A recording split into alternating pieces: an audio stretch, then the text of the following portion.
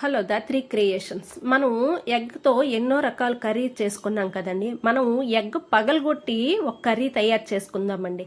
మనకి ఈ egg curry అనేది సాఫ్ట్గా చాలా టేస్ట్గా ఉంటుందండి. మనకి అన్నంలో కలుపుకుంటే సూపర్గా ఉంటుందండి.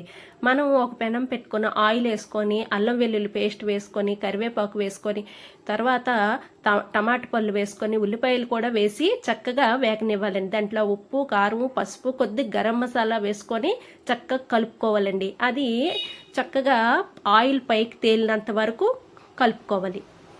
ఈ ఎగ్స్ అనేవి మనం చాలా రకాలు చేసుకున్నాం. ఇలా పగల కట్టుకొని చేసుకుంటే సూపర్గా ఉంటుందండి మనకి.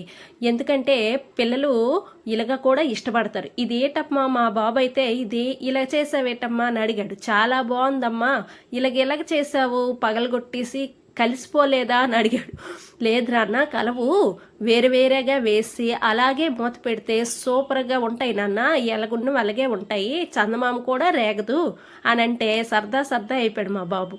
చూడండి, అలాగా వేగిన తర్వాత మనం మసాలా అనేది డ్రై అయిపోకుండా మనము చిన్న గ్లాసుడు వాటర్ వేసుకుంటే మనకి బాగుంటుందండి. అవి ఎగ్స్ అనేవి వేగుతాయి, ఉడుకుతాయి, చాలా టేస్ట్గా ఉంటుంది. మనం గ్లాసు నీళ్ళు వేసిన తర్వాత మరుగు వచ్చిన తర్వాత సిమ్లో పెట్టేసి ఆ ఎగ్స్ అనేవి విడివిడిగా పగిలిపోకుండా అలాగ వేసుకుంటే అలాగే ఎలాగ వేసామో అలాగే వేగుతాయండి. అంత క్లాస్గా ఉంటుంది అనమాట. చూడండి, ఆ విడివిడిగా ఒక్కొక్కటి సిమ్లో పెట్టి వేగించుకోవాలన్నమాట. వేస్తే బాగుంటాయి. ఎందుకంటే హైలో పెట్టామంటే మాడిపోతాయి, కింద మాడిపోయి లోన కుక్ అవ్వదు.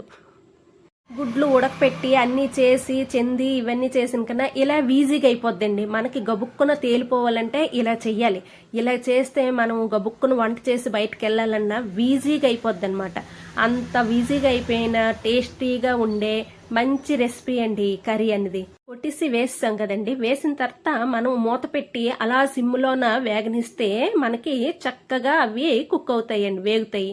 వేగిన తర్వాత మనము ముక్కల్లాగా కోసుకొని మనము అవి తిరగలు వేసుకుంటే చక్కగా వేగుతాయి అనమాట. చూడండి, పీస్ ఎంత కరెక్ట్గా వస్తున్నాయో.